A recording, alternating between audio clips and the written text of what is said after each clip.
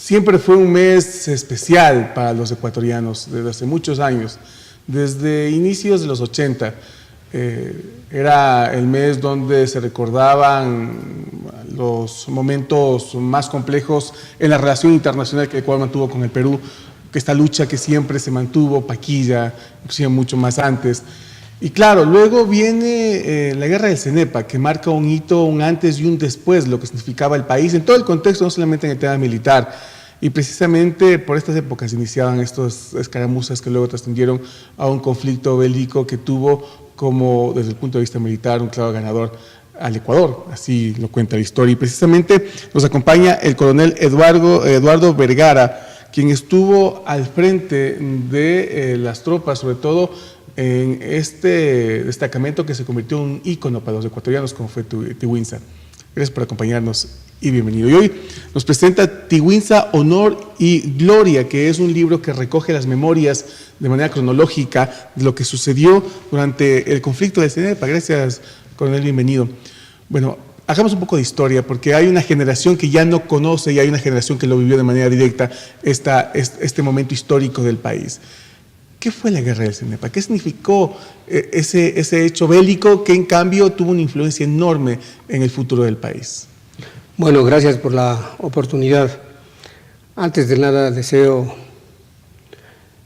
rendir un homenaje póstumo al cumplirse el 23º aniversario del conflicto del Cenepa, a quienes ofrendaron su vida en el Alto Cenepa, aquellos 33 mártires que se inmortalizaron en el accionar bélico en el conflicto con el Perú.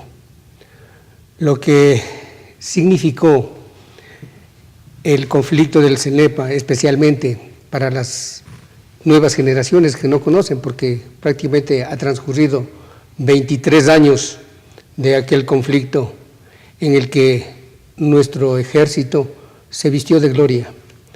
Y esto significa rescatar el honor y la dignidad nacional del pueblo ecuatoriano. ¿Cómo inició el conflicto? Bueno, el conflicto inició, realmente nosotros conocemos de nuestra historia.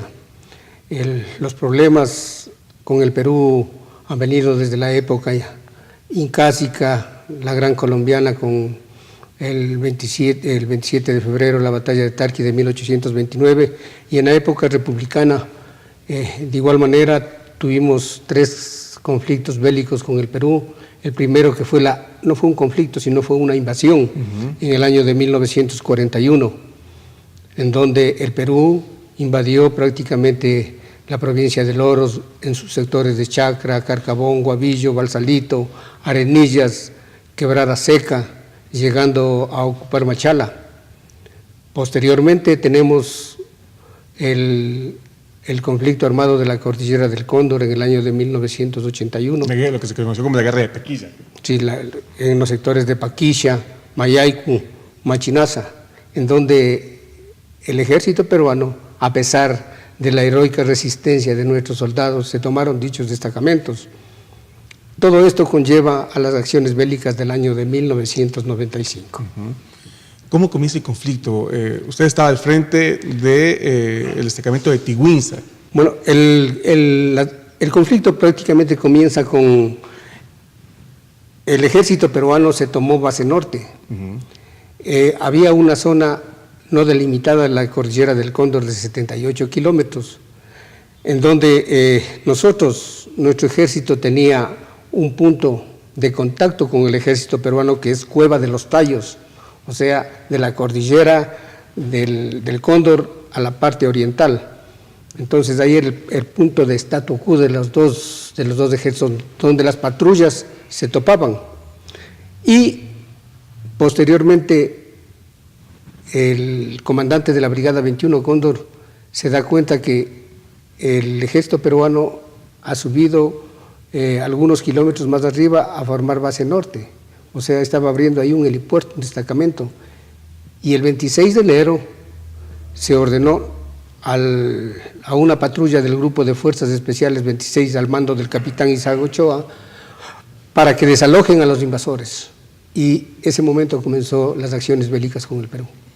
Luego va creciendo, porque primero comenzaron, según los reportes oficiales, como unas escaramuzas, pero luego todo se fue ya concretando en un conflicto bélico a todo nivel. Inclusive dentro de este incremento de las acciones bélicas, hay una fecha muy especial en Tiguinza donde se da un combate feroz, donde se pierden muchas de las vidas que usted destacaba, de las 33 que destacaba al inicio, y usted estuvo ahí. Sí, lógicamente las acciones bélicas se van desarrollando por etapas. Y a partir del 26 de enero nosotros nos dan la disposición, yo estaba de comandante del Grupo de Fuerzas Especiales número 24 con asiento en Lago Agrio, y toda la cordillera del Cóndor estuvo ocupado, fuimos a reforzar la Brigada de Fuerzas Especiales número 9 Patria, con soldados de Fuerzas Especiales, los soldados de Boina Roja, que reforzamos a la Brigada 21 Cóndor. Y nosotros entramos el 2 de febrero, yo fui a relevarle al señor teniente coronel en ese entonces, Luis Aguas Narváez. ¿Quién le relevó al coronel Aguas? Fue mi persona, con mi grupo, y formamos un agrupamiento táctico Tiguinza, que se llama.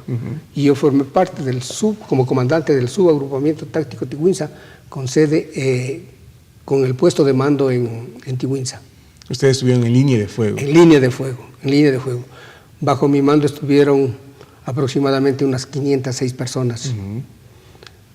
El centro de gravedad, donde se desarrollaron todas las acciones de combate, fueron el sector del Maizal, Tiguinza, el sector de Cueva de los Tallos, base sur, base norte, Montañita. Entonces es el sector crítico, donde se efectuaron todas las acciones de combate.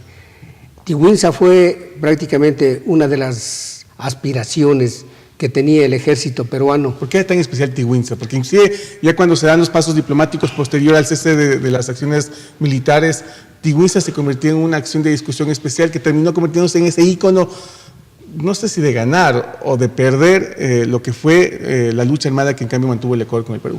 Sí, Tiguinza fue un objetivo político, militar y estratégico que tuvieron los peruanos, porque el momento que caía Tiguinza, prácticamente estábamos solucionado el problema para ellos. Pero nosotros, nuestras Fuerzas Armadas ecuatorianas, nuestro subagrupamiento táctico Tiguinza, bajo mi mando, dejamos incólume. Ellos llegaron porque selva, por diferentes sitios, es una selva impenetrable, pero llegaron, pero fueron desalojados. Hubo un día que fue el día más intenso de los escaramuzas. Sí. Fue el día 21 de febrero, más o menos a las 11 de la noche yo recibí una llamada de Patuca. Patuca estaba en línea de aire a 60 kilómetros del sector de Tiguinza, donde solo se podía entrar con helicóptero. Allá estaba el puesto del comandante, del jefe del teatro de operaciones del señor general Moncayo, con un tiempo también estuvo ahí el señor coronel Hernández, sí, en Patuca. Entonces, debido a la situación, a los medios de comunicación que disponíamos, o sea, no se mantenía fluido la información. O sea, en ese entonces, Patuca prácticamente no sabía lo que pasaba el 21 de febrero acá en Tiguinza. Por los medios de comunicación prácticamente no servían, teníamos una radio 931, eran limitadísimos, a tal punto que el 21 creyeron que Tiguinza había caído por la información de la prensa peruana, pero Tiguinza jamás cayó. Tiguinza se mantuvo incólume, entregamos flameando a los cuatro vientos la bandera nacional en Tiguinza. ¿Y cómo comenzaron las escaramuzas? Porque tenemos muchas historias de lo que ha sido Tiguinza, sobre todo esas que cuentan que el ejército ecuatoriano demostró una preparación que sorprendió al ejército peruano. Ellos nunca se imaginaron encontrar el nivel de preparación táctica, todo el entorno que se había preparado, pero ese 21 de febrero que usted lo destaca, sí fue un día bastante complejo. ¿Qué se vivió en ese momento? ¿Cómo comenzaron las escaramuzas? ¿Cómo resistió? Porque fue una resistencia inicial. A las 11 de la noche que que me comunicaron que habían interceptado una comunicación peruana, que iban a atacar al otro día y desalojarnos por la fuerza, el ejército peruano. Iban a atacar Tiguinza. Entonces, en ese momento alerté a las patrullas que tenía en la zona de combate, y las escaramuzas, estábamos ya estábamos en conflicto, estábamos ya prácticamente en el área de operaciones llevando todas las acciones, y a las 4 de la mañana ellos se infiltraron en el sector de Tiguinza por diferentes puntos, pero yo le tenía todo minado. Entonces fue prácticamente una masacre para las fuerzas peruanas, que por oleadas querían entrar. Ahí prácticamente ellos emplearon más de 3.000 hombres. ¿Y ustedes cuántos eran? Nosotros éramos 506 en mi sector de responsabilidad, 506 soldados. Por eso es que las bajas peruanas se multiplicaron. Sí, ellos jamás transparentaron las bajas que tuvieron en su ejército. Entonces los combates se desarrollaron desde las 4 de la mañana. A las 6:30 de la mañana ya mandé a llamar a los comandantes de los equipos de combate. O sea, ¿por qué es el éxito de nuestra defensa de Tiguinza? Porque en cada uno de los equipos de combate estaban al mando oficiales de fuerzas especiales, sargentos de fuerzas especiales, suboficiales. Entonces les mandé a llamar a las 6:30 de la mañana, y ellos, para recibir las novedades que tenían, y 6:30 de la mañana, entre ellos el señor capitán Calles vino, me dio parte de su sector, y por su sector era el más crítico, donde querían penetrar. Entonces, conjuntamente con el señor mayor Proaño y un Aruta, mandé para ver que realicen una apreciación del terreno del enemigo, a ver cómo se encontraba. En ese sector y en esa fecha es cuando muere el teniente Giovanni Calles. Se combatió todo el día combatimos, pero con una firme posición de no ceder un paso atrás. ¿Cuándo se dan cuenta que el ejército peruano reflexionó que ya no era posible, que a pesar de los intentos que hicieron, no podía caer Tiguinza? Bueno, nosotros nos dimos cuenta prácticamente desde el inicio de las operaciones. Que había esas limitaciones. A pesar del número, no podían llegar. No podían porque, nosotros empleamos una defensa agresiva. O sea, una cosa es defenderse, no fuimos a estar escondidos en el hueco, no fuimos a estar guardando un sector determinado. Nuestra defensa fue en atacar, aplicando uno de los principios de la guerra. Uno de los principios de la guerra, los principios de la guerra bien aplicados por cada uno de los comandantes, que es la seguridad, sorpresa, el empleo de la masa, el principio del objetivo. Entonces nosotros inculcábamos en los principios de la guerra que los comandantes tienen que aplicar. Entonces nos dimos cuenta nosotros que el personal que se encontraba defendiendo el sector lo hacía de manera muy profesional. Conocían al enemigo, se conocía el terreno, se conocían las condiciones meteorológicas donde estábamos actuando. Y lo que es más, soldados convencidos, con un elevado espíritu de amor a la patria. Con toda esta experiencia, con lo que se ha vivido, luego llegan los acuerdos de Itamaraty. ¿Y qué sintió cuando en el acuerdo se reconoce Tiguinza no como territorio ecuatoriano, sino como una concesión de propiedad privada para el Ecuador, ese metro cuadrado donde estaba Tiguinza? Bueno, yo tuve kilómetro cuadrado, perdón. Sí, yo tuve la oportunidad cuando estuve haciendo el curso de Estado Mayor Conjunto de ir a volar la cordillera del Cóndor. Volamos en un Super Puma, estaba como alumno. Y créame que se me fueron las lágrimas al ver que a lo largo de la cordillera del Cóndor, en la línea de cumbre, había a un lado la bandera peruana y al otro lado la ecuatoriana. Tiguinza se encontraba abajo en la cordillera oriental. Se me fueron las lágrimas porque nosotros entregamos Tiguinza incólume, por lo que hicimos los soldados, lo que ganamos en el campo del honor, lo perdimos en los hilos de la diplomacia. Y ese kilómetro cuadrado, de igual manera, lo que obtuvimos es una paz con dignidad. Ese kilómetro cuadrado de Tiguinza es un puñal que está en el corazón de los peruanos, que tarde o temprano tendrán que sacarse. Entonces, ellos actualmente se están preparando. No es que ya se acabó, jamás se ha dado cumplimiento aún a los convenios bilaterales que se han llevado a cabo, por lo que nosotros no debemos descuidarnos, debemos tener unas fuerzas altamente preparadas, unas fuerzas disuasivas, sin poder de agresión. Muy interesante, coronel, sin duda que es parte de una historia que una cosa es que lo cuenten los libros y la información oficial y otra cosa es que la cuenta alguien que estuvo ahí. Realmente esto está plasmado en su libro, que se llama Tiguinza, Honor y Gloria. Contiene inclusive hasta las partes de guerra. Sí, sí. Tiguinza, Honor y Gloria sale a la luz a los 21 años, porque no se narraban todas las acciones tácticas que se llevaron a cabo en el campo de combate. Han salido otras ediciones, otros libros, pero prácticamente sin dar una versión real.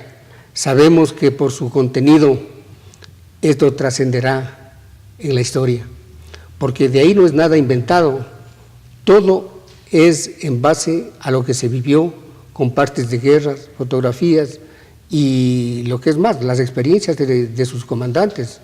Nosotros, nuestro éxito de la defensa de Tiguinza fue prácticamente por nuestros comandantes de patrulla, por nuestros sargentos, nuestros subtenientes, tenientes, capitanes y mayores, o sea, nuestros mandos medios. O sea, no fue una guerra totalizada, fue un conflicto focalizado. Entonces eso hay que diferenciar en qué es una guerra y qué es un conflicto.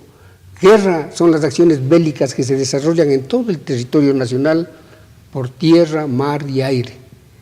Y su conducción está al más alto nivel. Llamemos a quien conduce esas operaciones es el jefe del comando conjunto con el presidente de la República. Situación que no pasó en el 95. No llegó a ese nivel. No llegó a ese nivel. El conflicto táctico es las acciones bélicas que se desarrollan en un punto determinado de terreno, como fue en el CENEPA y precisamente en Tiguinza.